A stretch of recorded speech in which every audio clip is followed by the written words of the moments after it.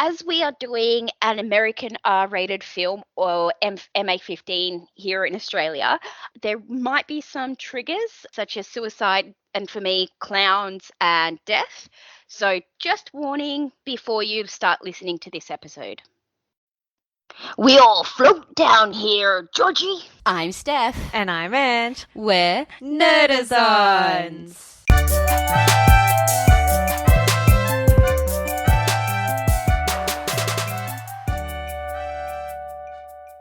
I love it. That's me clapping. That was first take. First go. Okay. That was awesome. So this fortnight is my choice, and I've been saying it since pretty much the podcast even started, how much it terrifies me. For those who don't know, I watched this when I was like 16 or something, and my friends came over and we were sitting on the driveway having a chat, and the next minute my cat came down and I was like, oh, and it went to head towards the drain and its legs got like stuck, so it was like and I was like, oh my god, are you all right, cat? Are you all right? And then it like slid down, and then I looked and its eyes were like glaring. So from like that day on, whenever I'm walking, I always like skip the drains, and it's like triggered me. So I thought, why not watch You're so funny. the 1990 It versus part 1, this chapter 1 and chapter 2. I'm glad you made me watch chapter 2 of It in 2017 and 19. Yeah. So we'll start with the 1990. In 1960, 7 preteen outcasts fight an evil demon who possesses a child-killing clown. 30 years later, they reunite to stop the demon once and for all when it returns to their hometown. Then chapter 1 from 2017. In the summer of 1989, a group of bullied kids band together to destroy a shape-shifting monster, which disguises itself as a clown and preys on children of Derry, their small Maine town. Chapter 2, 27 years after their first encounter with the terrifying Pennywise, the Losers Club have grown up and moved away until the devastating phone call brings them back. Ba-bum. Dun, dun, dun. Jinx. Also, I have been watching Law and Order SVU since the beginning. And, sorry, I'm going to just get off track first of all, because I'm watching Law and Order. In the first season, the captain's like, everybody's on their laptops. Where's the pen and paper? I'm like, this is like, has not aged well. No, it's technology took over very quickly in the office. But also Detective Stabler. Yes. Okay. All right. Story first? Obviously, the story first. One of my first comments of this is, oh my god, it's a little baby Seth Green. Yeah. I didn't like he doesn't have, I don't know, he's got a very identifying face, and he doesn't have that sort of look. Until not I yet, Googled. anyway. Yeah, not yet. Like, it's hard to explain. If you look at him in Buffy to here, he looks very like different. You know how some boys get like a deeper voice in puberty? It's almost like his face shape sort of got a bit bigger when he got older, and he doesn't have that. He has a little baby face. Rewatching it, I didn't realize it was a 3-hour movie. Yep. And it felt like a 3-hour movie. Yep. I liked the kids part of it in both films. Mm-hmm. I didn't really enjoy the adult parts of the films. First fun fact, did you know that the kid that plays Eddie Kassenbach, Dylan Grazer, he's actually the voice of Bruno in Silencio Bruno, Luca, that's it. I haven't seen it. Oh my gosh. I'm so behind on my cartoon movies to watch. No, it's I so still need to beautiful, watch and you should Soul, watch it. Luca, and Kanto. I've heard Encanto's It's really good awesome. too. Yeah. But yeah, there you go. He plays the voice of Bruno. Interesting. So Yes. just to sort of go back to what you were saying, I remember when I first watched this, I think I would have been 18, 19. It was at that point where I was, downloading all the horror movies that I wanted to watch and that I could watch. And I remember watching it. I didn't realize it was a 3-hour movie as well. And I remember pausing it thinking, what the hell? When is this damn thing going to finish?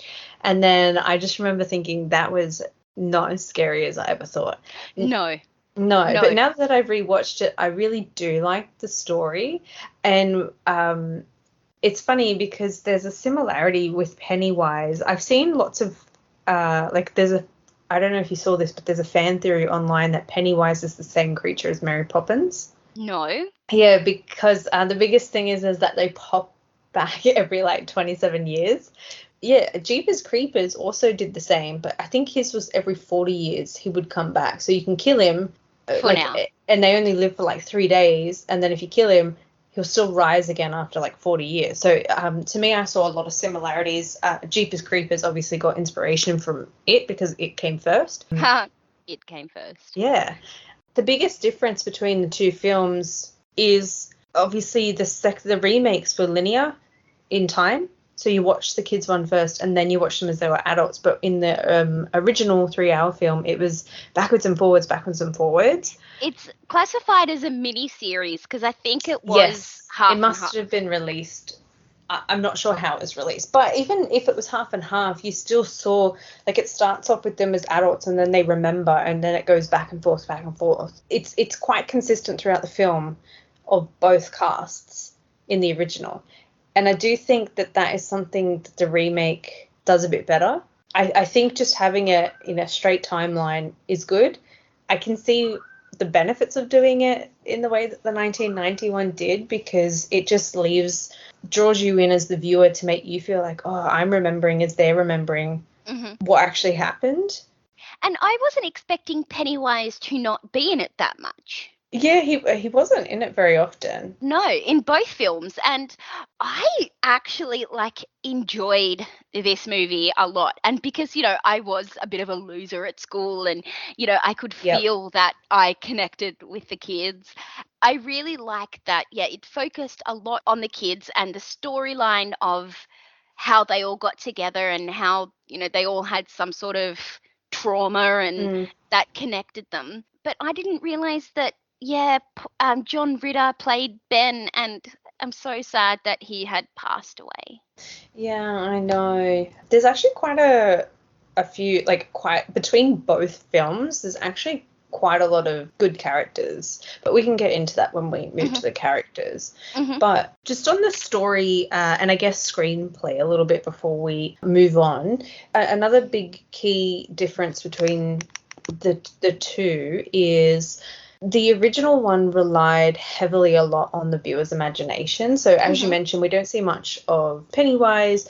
A lot of it is said through storytelling and script and dialogue. So it's a bit heavier on that. And then you're left to imagine it. So quite often with the shots, they will cut it off. Whereas with the other one, it relied a lot on jump scares. So you saw a bit more of how Pennywise was tormenting the kids. Especially at the beginning with Georgie. You just saw him and the next minute he's gone.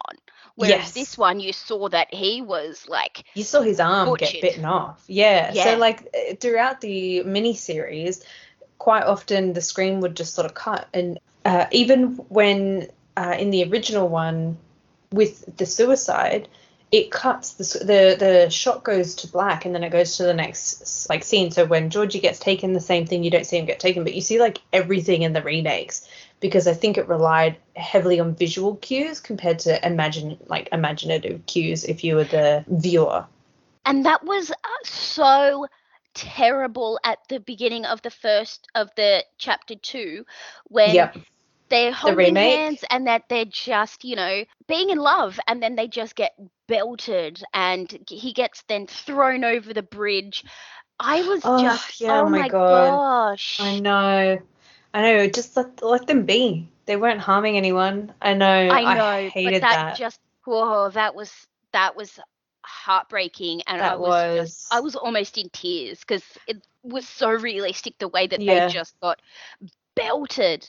I know, literally beaten to death. Yeah. It's so horrible. How good did it look when he went down to look for him, and then I'd poop myself if I looked up and I saw Pennywise holding him. because you'd be like, I don't know what I just saw. Am I delusional? Am I upset? Am I like, did I just see some psycho with him And taking a bite out of that his would side?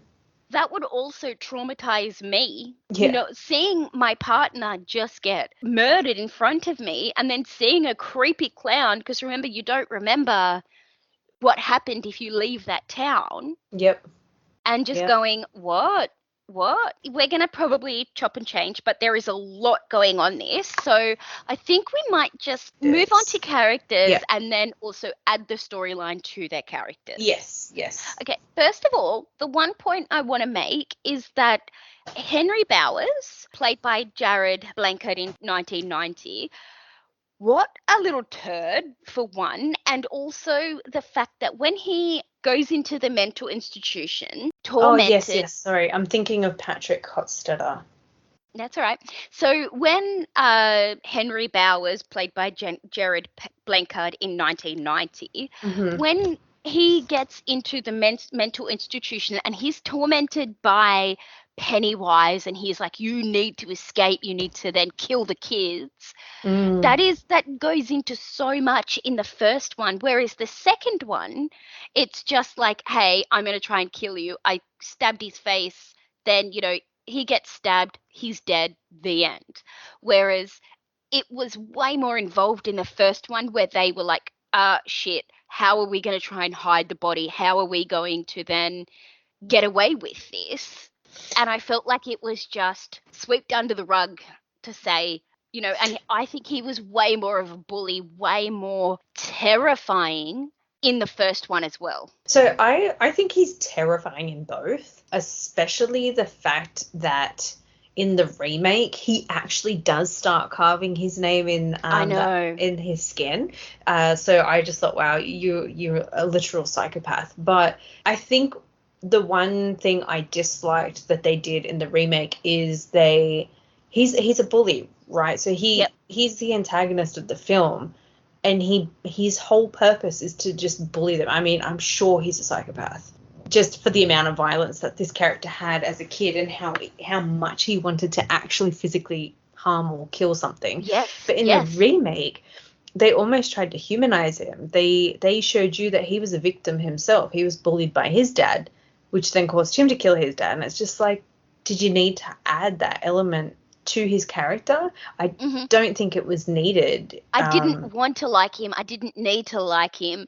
I didn't need to feel sorry for him. Yeah, exactly. Just make him, he is the antagonist. Like, that's the point of his character in that story, just to bully the kids. And they're almost a step that they have to overcome as well, even as adults. They should have just left it as that. Exactly. And, when he was in the home and he saw Pennywise, and Pennywise was like, you need to kill these people, rah, rah, rah, rah, rah. In the original, he was like even worse. But I do like the fact that when they killed him, they're like, get rid of your mullet, man. That was such a long time ago. Yeah. I think the actor who played the older Bowers in the remake was good. He actually did come across as crazy when he was looking at the balloon and the balloon was trailing across, and I'm like, you are crazy, that's why you belong in there. So I think he did well at that. But that character, they didn't need to change that element, because both the remake films are pretty much almost a carbon copy to the original. They just restructured the timeline, but that was an element they didn't need to add. Like, everything else worked well for it. Why add that to his character? But it's funny that Finn Wolfhard Richie Tozer plays a 1980s kid in this when he does it in Stranger Things as well. I think that's why he was hired, I guess, for the role. I guess. Yeah, I thought that was a little bit funny. And he was such a smart ass. Yeah. I think he was more of a smart ass in the remake than he was in the original. Yeah. I think it was good because in the original, it didn't come across that he was the wisecracking one, and he became a TV presenter and a comedian, whereas in the other one, I can see how the wisecracker can become that. And can I just say how perfectly cast in the remake, the child actors to their adult actors, how much they looked like them. I actually have another fun fact for that. Did you know that the kids actually got to choose who they would like to be their adult? So it says here, before the adult versions of the Losers Club were cast in It, Chapter 2, the child actors were asked who they wanted to play their older selves. Finn Wolfhard, Richie Tozer, and Sophia Lillis Beverly March were the only actors who got their top casting choices, which were Bill Hader and Jessica Chastain. Wow. Jaden Martell, Bill Denborough, wanted Christian Bale, who turned down the offer. Chosen Jacob Mike Howland wanted Chadwick Boseman, but his MCU commitments meant that he was unavailable. Wyatt Olaf, Stanley Uris, wanted to cast Joseph Gordon-Levitt. Jeremy Ray Taylor Hanson wanted Chris Pratt, and Jack Grazer wanted Eddie Casbrick, wanted Jake Gyllenhaal, but none of the actors were cast. I think the selection they chose was the right mix of celebrity without having too much of a top tier list of celebrity, if you know what I mean. Mm-hmm. And also that Bill Skarsgård did not dress as a clown when he was around the kids pre-filming. So when they saw that he was it for the first time, they were actually scared. I remember reading that somewhere. I love when they do that on set and they get genuine reactions. It's like one of the best things. I know. And that because Bill Skarsgård can actually make his eyes go different directions. I know. He would actually chase Bill Hader around the set. Oh my God. That's creepy. That is really creepy. Ugh. I know. I want to go to your thoughts of Pennywise by Stephen Curry and Bill Skarsgård. Tim Curry. Okay, so naturally, Tim Curry is a legend in what he does. It's really hard, I think, to outdo him in that role as he is the first face of it. But I think Bill Skarsgård has come on par with him.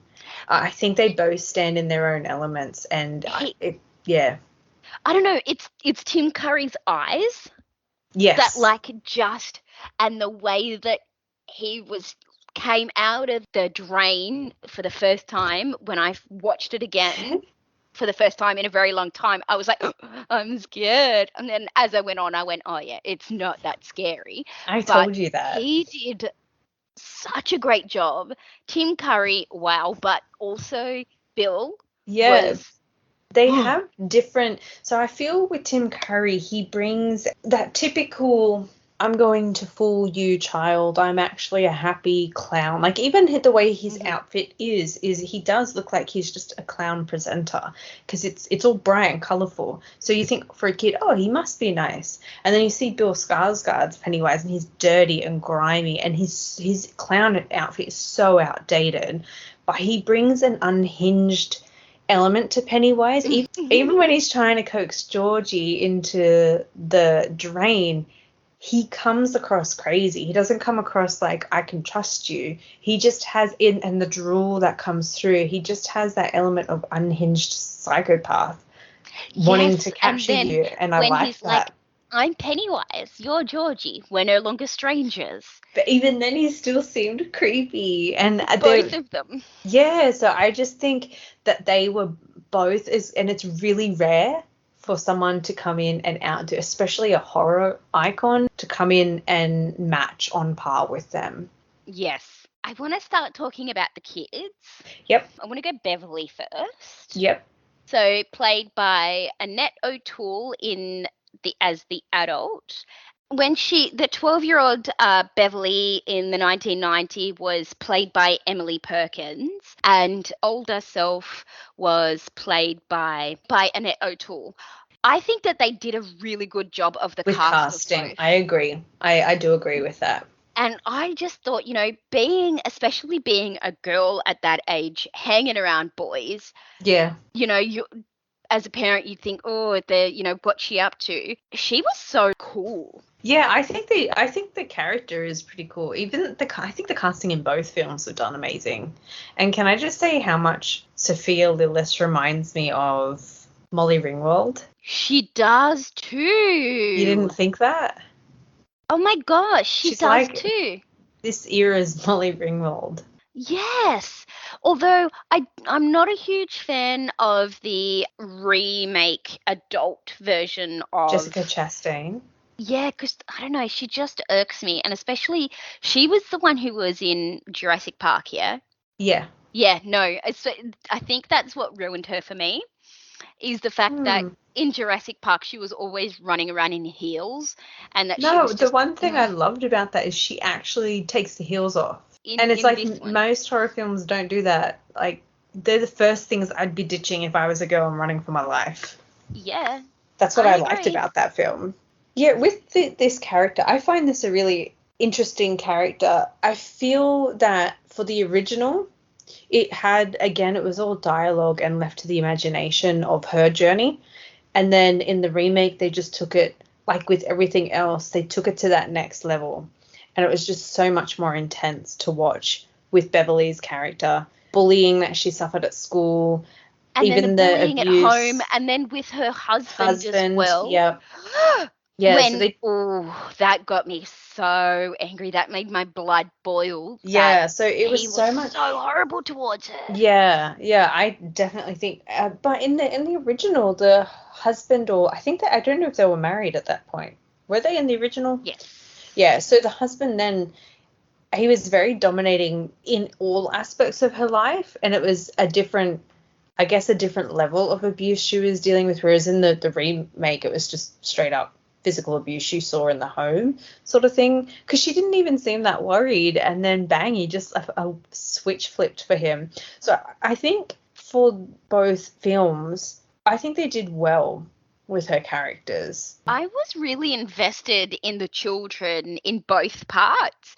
I don't know, I enjoyed that storyline of the children figuring it all out, having to survive and building that friendship. Mm. To me, that was, I don't know, I just felt like that was a bit better than them as adults. I guess because they hadn't seen each other for 27 years, that they had to then rebuild that friendship again. Yeah, I actually think I preferred the adults in the remake a little bit better, purely because they added an extra element of everyone who leaves forgets, and they really sort of played on that point in the other one, that they forget until they come back. Whereas in the remake, in the original, it kind of took me a little bit to get Figure that out. Yeah, so they did show things of like, or it wasn't until he was on the bike and he's like, why didn't I remember? And then they explained it, whereas it kind of got explained a bit earlier, and it made you sort of understand their actions a bit better. I think the only one in the remake who remembers is Ben, because he has Beverly's autograph in his wallet. Did you know another fun fact? Full of them today. I know I am. When James McAvoy's character Bill goes in and finds the bike again, and he's riding the bike, that's actually Stephen King is the attendant. Yeah, I knew that. Oh, so sorry that you knew one of my fun facts. Can I just say how amazing James McAvoy is? Oh, yeah. So when especially listening to him do the Sandman, I was like, oh my gosh, your voice. Oh, I can talk to you all day. I know, I'm happy to listen to you talk. But it's just on a side note here, and I think it's only because I've been listening to Sandman and we watched it. But the first, I think, film I sort of got introduced to James McAvoy, I think it was Atonement. It's such a weird film. Never seen it. Yeah, I wouldn't waste your time on it. But anyway, that was, I think, the first time I sort of saw him. I didn't think anything really of him, and then he got like the X-Men films. I'm like, oh, okay, good, he's cool. And then you see some of his other stuff, and he is just so dimensional with his acting in all his roles he does, even in Split. Oh my God, that was so good, until it turned into like a monster. I'm like, you would have been great if you were just a schizophrenic psycho. It would have been a good film. Anyway, we're getting off topic. But how amazing is James McAvoy? Even with when he got the stutter, it sounded believable. I think the stutter became more believable in the original. Really? Yeah, when that was played, Dennis Christopher. There was just something about some of the original cast to me that was very, how do I put this? I think I'll use sort of the same explanation that you use. I feel like daytime TV acting. Just a little bit. I mean, I wouldn't say over the top daytime TV acting, but I wouldn't say that they were, spectacular in my opinion. And I don't know if it's maybe because it's a classic film, I've watched it a lot, and you watch it for so long that you do switch off for some things in such a long film that it's really hard to take on acting and to pay attention to everything and the dialogue and the shots and all that. I don't know. Maybe I'm just perceiving it wrong. I think that this one I didn't get as scared because you're right, they do cut a lot of stuff out, and that the CGI, I guess that's what it was back then, was a little bit dated. Yes. And I'm glad that I didn't get scared. I knew you wouldn't. But the remake, I did have quite a few that's happened. Yeah. Oh my gosh, moments. There was a few jump scares. For there sure. were. And like one scene that sticks in my mind for both of them is when they're all adults and they're going to the Chinese restaurant and they pick up the fortune cookies. Yeah. And I like the little twist on the remake where it actually had that a message. Yeah. And it had a message. But then with the creatures that came out of the fortune cookies. Oh, they look so horrid. The remake, it was all like just spiders and stuff like that. And I was like, oh, that's so gross. But then in the remake, it had like a baby's head. Yeah. And then I was like, that's so gross. No, thank you. And I thought that was, There was something in the remake that wasn't really in the original that I don't know how I feel about it being added in. I don't think brought anything to being added in, to be honest. And that was Beverly having this, I guess, vision of them when they're older. And how they're going to die. Yeah, I think having just the one vision, sure, they didn't explore it in too much depth, but I don't think it really added anything to the story, and I think they could have done without adding that element into it. The same, and the other one that I didn't feel like it needed to be added was with James McAvoy's when he was older, and he went down the drain where Georgie died, and then he sees another kid and he's like, you need to get out of the town, you're next, rah, rah, rah. And then he's then trying to protect that kid that he didn't know, but the little kid was like, I hear the voices down the drain of the bathroom. And I was like, oh, and then I just don't think that needed to be added, but I don't know how I feel about it, because that scene when they were at the fair and there was all of the mirrors, and then you see Pennywise going smashing his head in the mirror. Head, and then you just see that kid get ripped to tears, ripped apart. I was just, oh. I actually think the addition of the kid wasn't bad, because in the original, adult Bill has a wife who comes and follows them, and then you got that whole story how he's got to go and chase and save her because he couldn't save Georgie. Whereas in this one, it's a kid that he meets who lives in the same house as he did, and to him, he's like, I can redeem myself. It's sort of that arc. And then when he fails, he's like, okay, we have to go and kill him because, I let 2 kids die under my watch. And you've kind of taken the element of the wife out. And I thought, okay, it's not too bad. You've kind of just replaced it with one to the other. And I think having the kid adds more, it's more connected to his trauma of he wasn't there for his little brother and he carried that through adulthood. And I think it kind of connects a bit better than, oh my God, my wife followed me back to this strange town and we were they were fighting and everything on the verge of breaking up. So to me, I wasn't connected to that story at all. And then, they have that whole loving moment on the bike and I'm like, yeah, I'm not connected to you two at all. Whereas you feel a bit more connection to him trying to save the kid. And I don't know how I feel about Beverly and Ben getting together at the end. Like, I just feel like I'm not watching a romance story. I think it's so cute. I've become such into romance stuff this year. I don't know. I never have been into like the romance movies.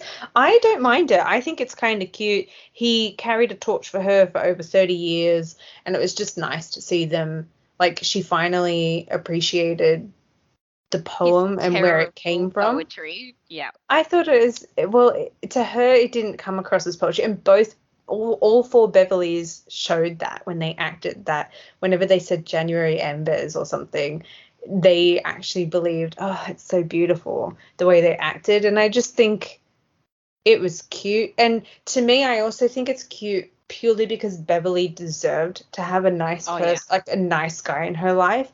And Ben was that catch, someone who adored her from the moment he first saw her. And that's why I kind of like the element. And he understands her baggage now. Yeah, he always understood it. Although I have to say, the child actor they got for Ben, Jeremy, in the remake, I thought he actually looked a little young compared to Sophia. He looked like he was 2-3 grades below her. Whereas in the original, I don't know, I don't have the child actor's name in front of me, but the original young Ben, he had like an attitude to him that was working for him. And I thought, yeah, you look like you're some military kid's son, you know? It looks like you're not afraid to stand up for others. And it was working for him. But he also looked the right age. Yeah. When I watched chapter 2 and I realized that Richie was Bill Hader, yep, I didn't know how I felt about that, because Bill Hader is from SNL, you know, he's always been a comedy Love him. guy.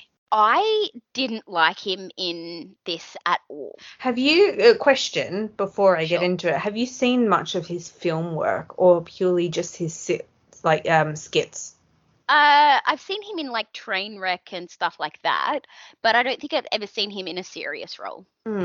I think he was funny. I thought he brought that element when you do get, I think some people who are scared, and I think he brings this element to it, is they try to make things light of things to make themselves feel better, and I thought he brought that element throughout the whole thing. I think that's what it was, is that he was scared, so he would turn on the comedy.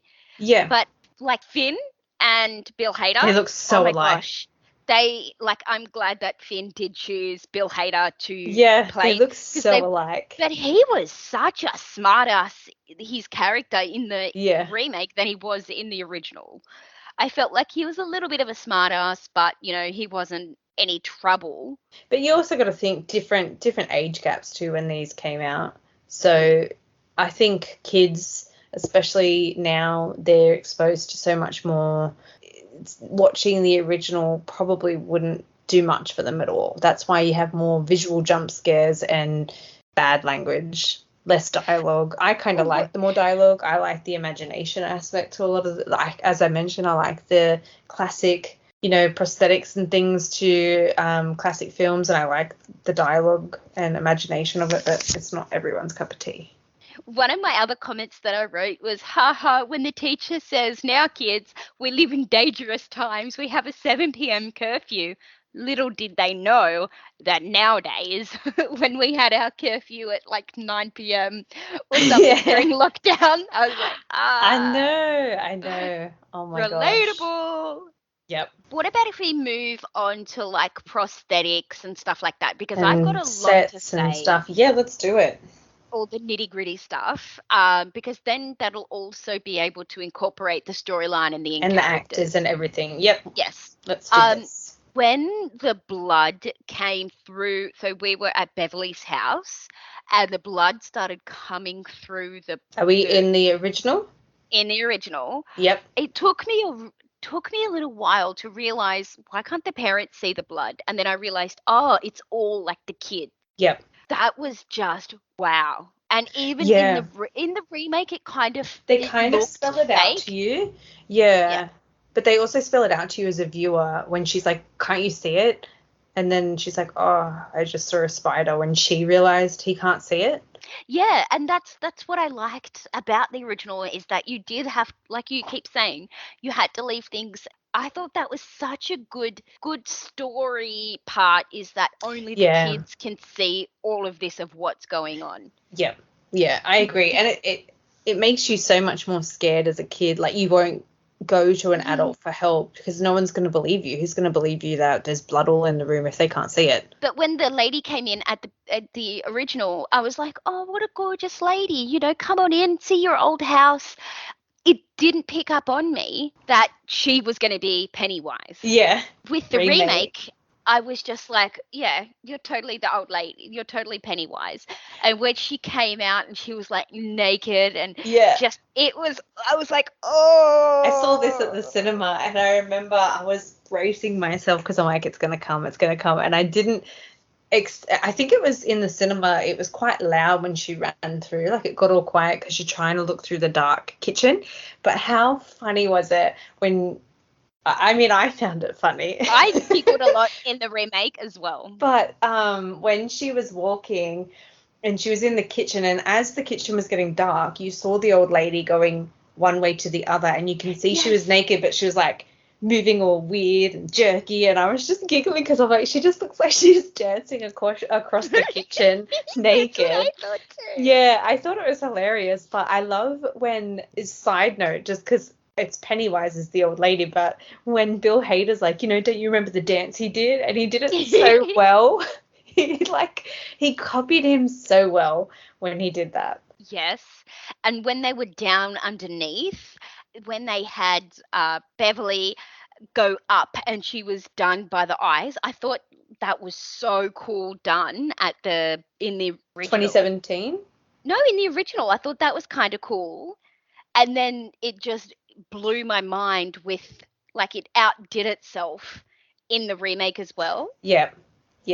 And I actually have to say, I know it was a lot of CGI for this scene at the end of the 2017 film with all the kids, but it was so cool to see just the body parts, because it makes sense when you constantly hear we all float down here and it's just all floating in midair. I know it's kind of morbid that it's just like bits and pieces of bodies, but just the concept of them floating around his little nest makes so much more sense when they say that. And also, when they were down there and when Eddie dies in the remake, I was a little bit sad, but his whole like chest cavity was open and they're like pulling him along and he's like, so you need to do this.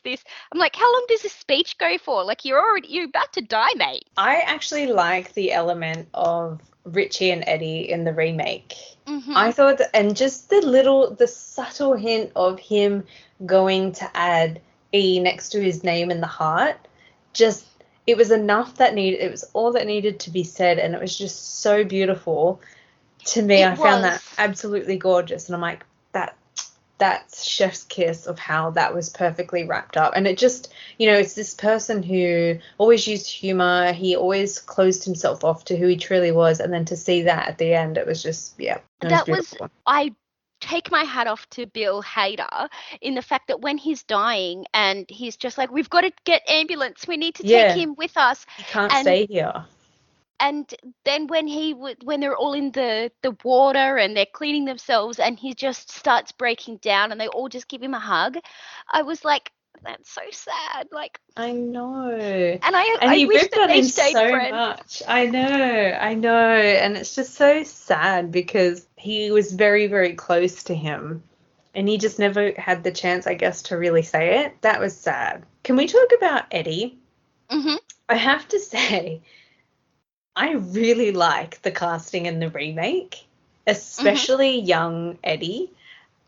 He was he was the epitome of what happens when you, I think, mollycoddle, not mollycoddle. Cotton ball your kids. Yeah, and make them believe in all these sicknesses and illnesses, and he became paranoid because that's how he was raised. And it was just, I think he played that so well as paranoid and afraid of getting sick, and he just did it really well. I like in the original where Eddie got his puffer and he's like, this is acid, and he's like, ah.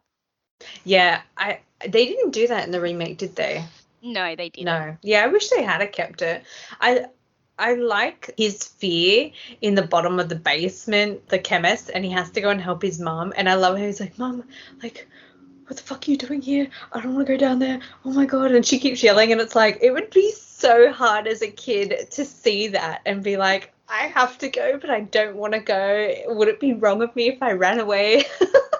And also with like both Georgies having to go down the basement to get the wax, I was like, I'm not. Don't go down there. Don't go down there. Something's gonna happen. And I Yeah. was disappointed that nothing happened because I had so much like adrenaline going. I actually Something's gonna happen. I'm not disappointed because I mean I was definitely like this as a kid when there's somewhere you didn't want to go, or if you were like getting up to go to the bathroom and you had to go back to your room at night and you flick the light off, so you run really quickly to your Oh room no, because I it's was like dark. the Flash. Yeah, so it was kind of, it showed that element of kids, you know, when they run really quick, so that way whatever it is that they're afraid of down there isn't going to get them.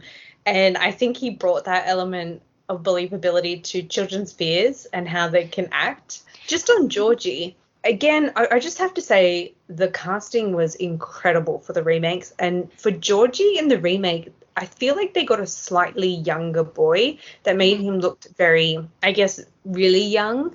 And it makes you sympathize even more with him because he's even younger and like this little cute kid that just got eaten alive. And the original, I didn't think that they made Georgie look anything like the rest of the family. He didn't look like he belonged to that family, if Yeah, that makes sense. because Bill had kind of like blondish hair in the original, and I don't know, he just didn't look, I don't know, they just didn't look like he belonged in that family. his face shape looked very different, but I think more like broader features. I don't know. I think they did right getting a younger kid because it makes you so much, you know, draws you in as the viewer of like, oh my God, he was so young, you know, sort of thing. So with Mike Hanlon, his story did change quite a bit as well. So in the original, this is sad because Henry Bowers poisoned his dog. He was so nasty. Like that kid, seriously, how is no adult gone to say something about this kid who's killing animals? Anyway, that's something else. So Mike, he had the book. So his dad was into all the old history images and things like that. And he gets chased, and then that's when he comes across the Losers Club and they, you know, throw the rocks and stuff. Whereas in the other one, he's working, I could only assume maybe his uncle at the butcher's or abattoir and then butchery, and then he has had the to back. kill the lambs and stuff. I know, that's so sad. But he obviously was orphaned because his parents died in a fire that he also survived in. So the stories are really different, I think. But the same thing that the character has is they both have the history book. You know, they have all the images because in the second one, you see Pennywise come through. Oh, no, you don't. No. In the first one, when they're opening the book. Tim Curry comes through the book. But and then in the second one, he's in the film. And that was great in the original when they're opening the book and then you just see him start moving and I was like, oh, this is really creepy. And then when they have the movie going and that's you see creepy too. Oh, yep. I thought they were both creepy, and they both catered to the audiences of the time. So naturally, we're in this day and age, 2017, you should have video. Again, as I've been saying this whole time, the remakes are very visual, and kids will relate to that. Whereas for the books and history pictures, of course, kids in the 90s who didn't have as many computers and things, it wasn't as common, so they can relate more to books. But I think I liked the simpleness of his story in the original, but I can see what they tried to do by building on it and like giving him more trauma in the remake. And I'm glad that they made the new ones into 2 chapters so they could actually expand on their storyline and make one movie of them as children and then another movie of them as adults. Even though the second one was almost 3 hours long, it didn't feel like it was 3 hours, whereas the original, it did. I actually think that this is a remake that was done really well.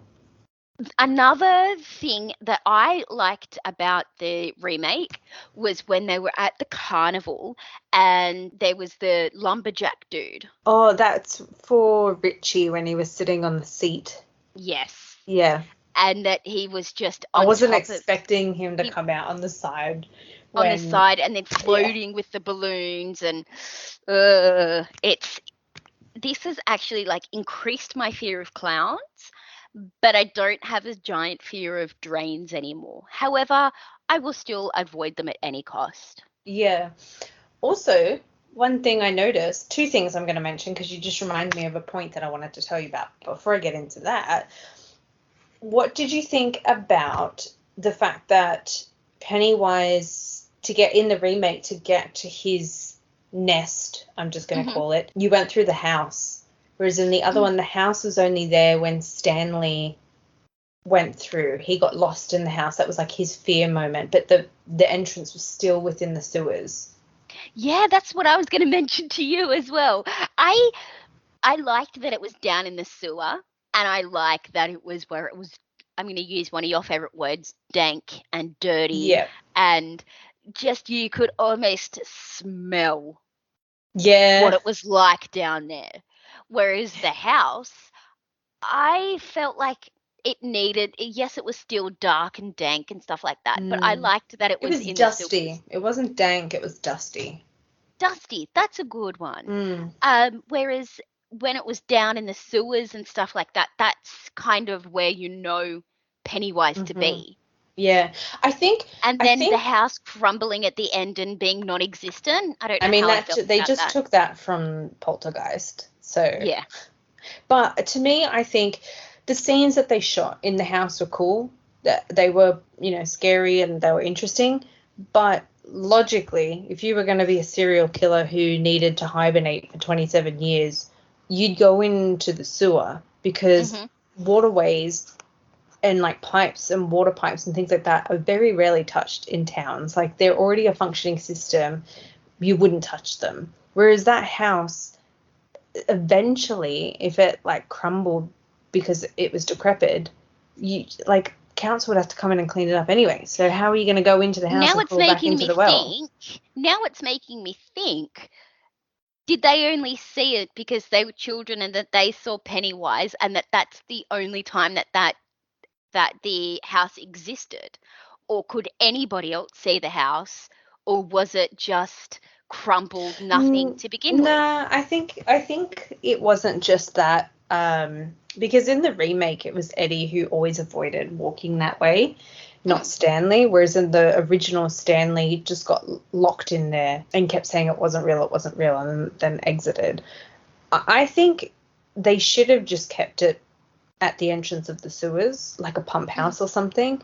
And to me, it just seems more believable that wouldn't be as touched. And yeah, you get like a grimy, mossy feel when you have like water and like concrete and things like that, and slimy almost, and it just adds to that. But maybe for shooting or something they had to do it there. But also, I don't like that they added the part where Mike was like, I microdosed and I saw the future of this artifact. And I agree. I just felt like that wasn't needed. And then they're like, you lied to us again. What do we have to do? Oh, all we have to do is don't believe and say that he's a tiny little mouse. And then when Pennywise was turning into those things that weren't so scary, it looked too CGI'd. Yeah, I mean, I think with this story coming to the very end when he changes, it looks bad in both. I remember when I saw in the original and he changed, and I just thought, oh, that's what the clown turns into. Oh. And I just remember thinking, how are people afraid of Tim Curry like this? I've always thought that part of the story, it's hard to do. If you do it in CGI, it can look cool, but it's too CGI. And then if you try to make it look real, it just doesn't look as good. I just feel both films can't pull that part of the story off. I like that Ben was into New Kids on the Block, which I was as well, and that's the band that Mark Wahlberg was in, and he was also in Marky Mark and the Funky Bunch. Mark Wahlberg was in a band? What? You didn't know that Mark Wahlberg was in a band? No. That's how he started. That's so funny. But yeah, so I did like that, he was into the boy bands and stuff like that. I want to talk about like Pennywise, that like he was so just creepy in both, and the face of like Bill Skarsgård as it or Pennywise. I did also have another fun fact Yep. that that it took Bill Skarsgård 5 hours a day to get into that costume. Yeah. Where they actually halved it and they put less on him in the second one. Oh, that's good. That's good. Yeah, and that he's just the the way that he can make his eyes go different directions. That That just would have been like the biggest party trick, I feel. You know, when everyone's like, what's your special skill? And I'd be like, I can make both my eyes go in different directions. yeah. You know, when you Oh. don't have a skill, but everyone else around you is like, oh, I can bake and I can do this. I'd be like, I can go cross-eyed. Before we move on, I'm gonna say that I'm no longer triggered by this movie. Yay! I'm gonna and I'm make a horror genuinely fan of you yet. and I'm genuinely glad that I watched all three of these movies. Good. I knew you would be. You've been saying it for so many years. I want to do it. I want to do it. And then when you finally told me, I'm like, I'm gonna make you do it. I It's in think your selection. You're gonna pick. I think maybe not next fortnight, but I think I'm gonna do like Pet Cemetery That's on or my some. list. I was actually gonna pick that. Okay, okay. I think I'm okay with you choosing I've done that. a few romancy ones. I don't have many romance choices that I like. So I think I've gotten my selection out of the way. I'm going to move on to my horror films. I've tried to resist as much as I can this year and give you a selection, but yeah, I'm going to move on to my horrors. What are you gonna rate 1990, 2017, and 2019? Does this mean I get three guesses? Oh no! Shit! Yes. Oh, For anyone okay. who's been paying attention to our new episodes, this is based on our competition that I might get an extra chance. I'm probably going to fail anyway. But anyway, out of movie reels. So for the original, I'd give it a 3. Mhm. It's a long film. I've seen it And a it couple feels like times now. Yeah, and it feels like I find it is really hard to get through, but I like the imagination side of it, that it leaves it to you as the viewer to imagine what's happening sort of with Pennywise. For the 2017, actually for both 27 and 2019, I'd give them both a 4. I've seen them a couple times. I went to the cinemas. I really enjoyed it. For modern sort of horror films, I don't overly get into them, and I kind of liked the two of these. I think the changes they made worked most of the time. I liked that it kept with the straight timeline and it didn't keep jumping back and forth between the two. And I liked that they split them in 2 films. And they filmed them quite quickly. They didn't leave too much of a gap. The kids didn't seem too much older. And the casting was incredible for that. And they kept everything, grimy and dank. Not as much. They weren't in the sewers as much, but they kept it a grimy feel to the town and to everything without obstructing. When they put filters on things and you just think, oh, it's just so dark, I can't see anything. It kept it still bright enough. And there was some beautiful character additions to some of the stories, some of them not so much, but overall I'd watch the remakes again because it's quicker. So with the original, going into it, I was already like on the verge of pooping my pants. And Yep. and I had expectations of it being scary. But then it wasn't, and it, like you said, it did feel long. I don't think I would watch it again. So I'm going to give it a 2.5. Yep. The 2017 part 1, I actually liked the part of the kids. I liked that part a lot and I could relate to it a lot. So I'm going to give the chapter 1, I'm probably going to give it a 3.5. Mhm. Chapter 2, I didn't enjoy it as much. Yep. And that there was a whole bunch of jump scares and leading up to it, I was watching Foxtel one day and it popped on and I saw that like his jaw was open and I'm like, nope, nope, nope. And because there were more jump scares, but I'm going to give this one a 3.75 Yeah. because I didn't enjoy it as much as chapter 1. Yep. No, that's fair. Okay, so here's the big one. So for the people that are just tuning in, Ange and I have a competition going between us of who can get closest to the Rotten Tomato score. Whoever gets the most points at the end of the year gets to choose the bonus episode in December. Ooh. So far, I'm at half a point and Ange is at 0 points. So you get double points if you get the Rotten Tomato score. No, it's a full point if you get the Rotten Tomato score. Oh, that's right. Sorry. And then it is half a point if you get the audience score. And so you only get 2 tries to guess. And Anne just decided she's going to choose a horror for Christmas, and I'm doing Miracle on 34th Street. Oh my God, I should. Yes. Okay. All right. That's what you said last episode. It is. Okay. But yeah. Okay. All right. I'm going to start with the 1990 thought process. It's classic. It honestly has scared a whole generation of kids who are afraid of clowns, but I feel it hasn't aged as well because it is long. So I'm going to go 87. Lower. Like a lot lower? Yeah. Wow, that's shocking. Okay. All right. So maybe my thought process. And I will let you know the audience score is close to the Rotten Tomato score. Oh, interesting. Okay. 67. Oh, you were so close. Oh my God, your face. I was like, oh my God, did I get it? It was 68%. Oh, I was going to go with that. I'm like, no, let's just stick to the same. And the audience was 63%.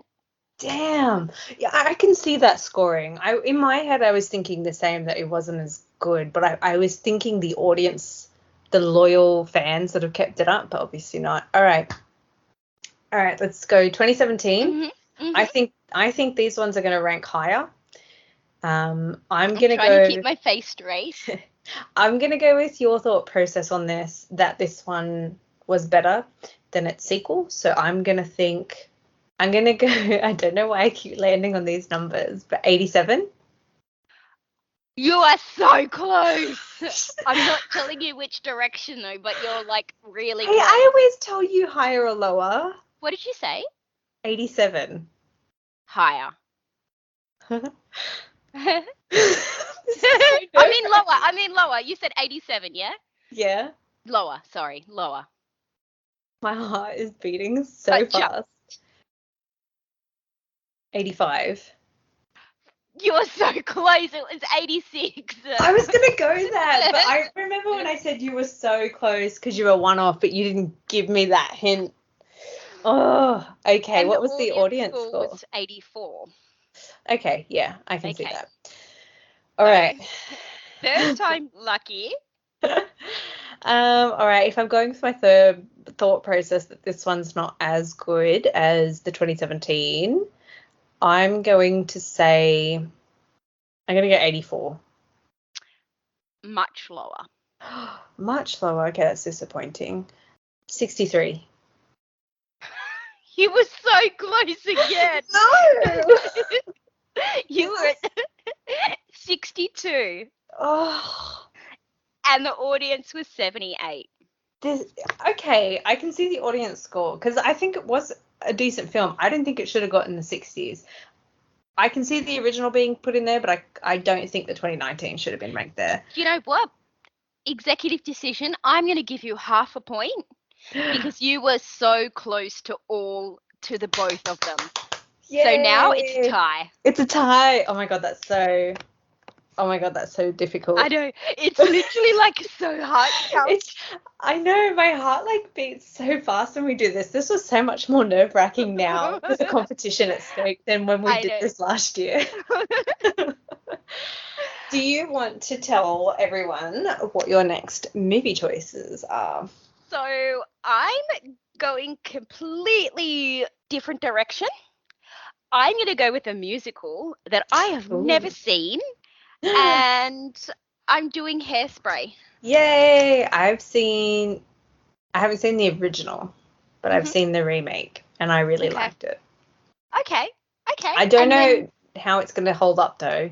Just spoiler alert for future episode, because I know, like, now that I'm older, I'm like, I don't think it was as good as I thought it was when I watched it. what's your So my choice May? is I'm resisting. I was gonna do, I saw in May, and then I went, no, March. Wait, what? April. Okay. So my April Okay. episode. I'm gonna do horror in May.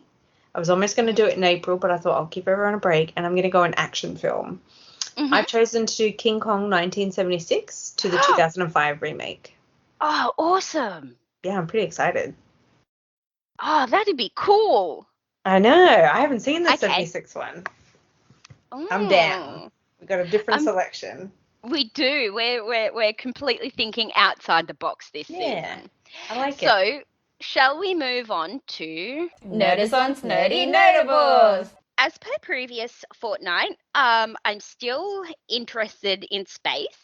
I don't know how much longer this space thing is going to go for. Yep. But I started watching a show on Apple TV. It's called For All Mankind, and it starts off with the moon landing in 1969, but it's like what would happen if the Soviets got there first. So it's now like a race to space of who Americans and the Soviets are gonna.